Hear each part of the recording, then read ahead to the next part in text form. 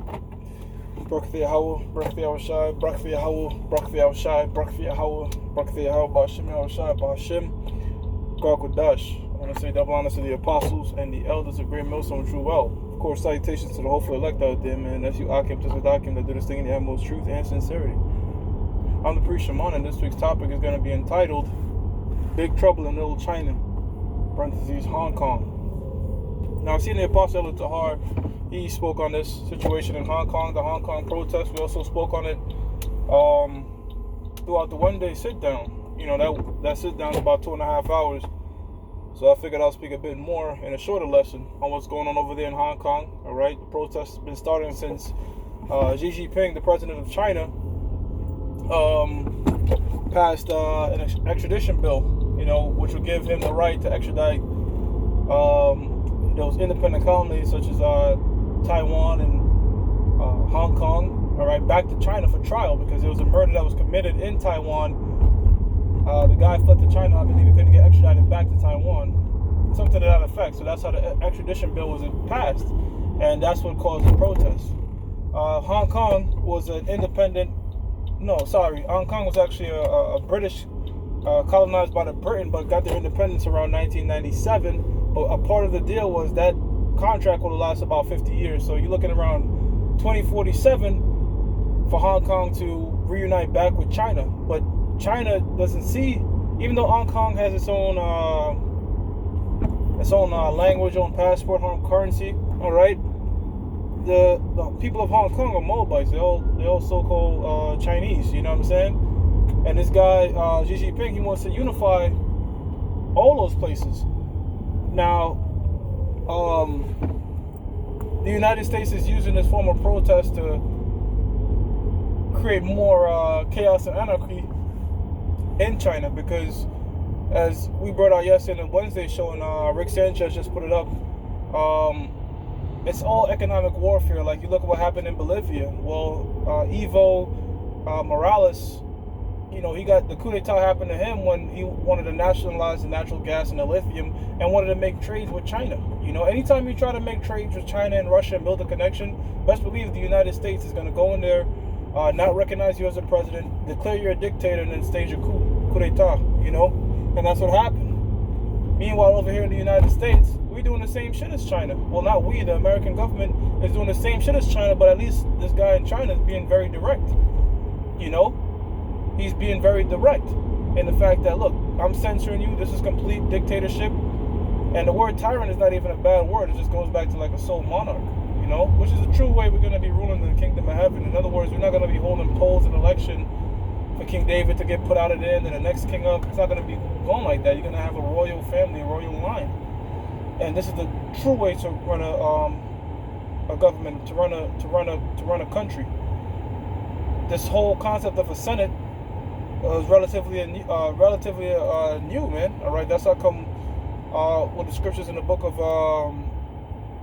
it was either Daniel's or the book of Revelations where it said that the beast concerning the Roman Empire was diverse from the previous beast. What made it diverse was the Romans introduced that Senate, you know, splitting up power and all this type of stuff. And when you do shit like that, it's easy to you know, infiltrate governments. You know what I'm saying? It's easy to infiltrate governments. Because all you have to do is put one puppet in there, and you know the next puppet in there, and that's how the you know, the United States pretty much got controlled. But like, take for example the Tsar of Russia, you can't do that because he had a monarchy. When he went against the League of Nations, they had to kill his whole family. You know.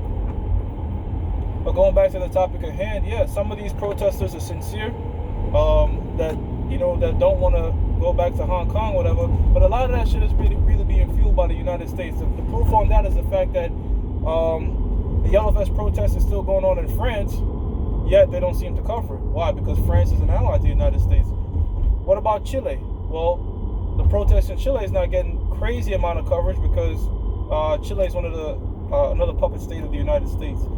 You know, to find out who the puppets are in Latin America, just see who goes along with the coups. Chile was one of them, you know. So Chile sold out, you know. So is Colombia, so is Brazil. So they're pushing this Hong Kong protest very heavy, and they're being the protesters are being told to have the cops attack them. They want the cops to attack them to make it look, propaganda. So we can say, see, there's complete chaos going on over there. This guy doesn't know how to rule and all this type of BS.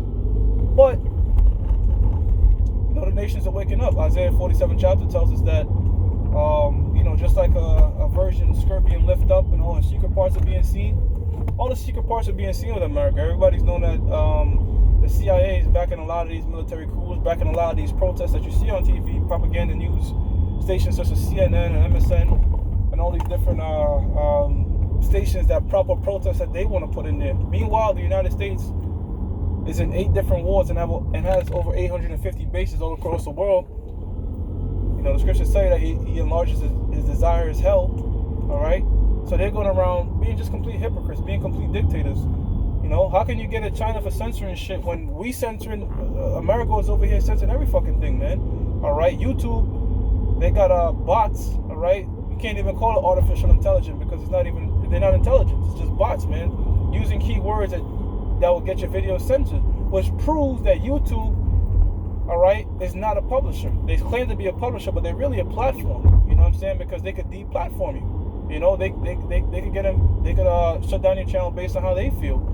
Even if you're not violating any type of laws, and they have arbitrary rules that's just made up out of nowhere. They never tell you what the rules is. They never tell you what the guidelines is when they shut down your videos. And the proof on that is you could upload several different videos. You can upload the same video on several different channels, and some channels will keep it up and some won't. So this politically correct propaganda is nothing more than taking away freedom of speech, all right, and doing the same thing that the United States is criticizing China of, man, being a complete dictatorship rule, all right. Now where's this thing in Hong Kong gonna go? I'll tell you this much: China's economy is surpassing the United States. All right, the United States is actually in debt to China, so everybody's thinking that China is going to be the next superpower to rule, but that's nowhere in the scriptures. The Moabites are not up next to rule. All right, the Moabites, the so-called Chinese, are not up next to rule. After the 2nd Ezra, the 6th chapter, the 7th to 9th verse tells us, after Esau rules, it's going to be Jacob. Jacob are you Negroes, Latinos, and Native Americans, all right? All right, that's you. And the Negroes, Latinos, and Native Americans, all right? Those of South and Central America, all right? We mentioned Bolivia. Bolivia is a tribe of Asher. The first indigenous Asherite to rule. Guess what? Coup d'etat, and they put back in one of these European Edomite-looking rulers back over that country, man. So shit is popping off in Hong Kong, all right? Some of it is partly true, some of it is partly bullshit. Just like they did in Venezuela, how to make it look like, people committed cannibalism in Venezuela. A lot of that shit was propaganda, man. You had people that did independent journalism that actually went over there to Venezuela to show that, look, man, a lot of that shit that the U.S. is saying was really bullshit to make, make Nicolas Maduro look like he don't know how he's running this country. So that was just a quick update, man. There's more protests, more riots going on around the world, but this is what was prophesied in the book of Matthew, the 24th chapter. This is what the Lord said would happen. Speaking about these civil unrest, uproars of the people, the brink of war, because we're in Cold War II, really, with all these different treaties being violated. All this stuff is setting the stage for the end. All this stuff that's cooking and brewing is setting the stage for this coming World War III. With that, I'm going to give all praises to Yahweh, Ba'ashim Yahushai, Ba'ashim Rakakodash, that belongs to the apostles and the elders of Great Millstone, which you well, and salutations to the hopefully elect out there, man. You Akim to Sadakim to do this thing in the utmost truth and sincerity. Shalom.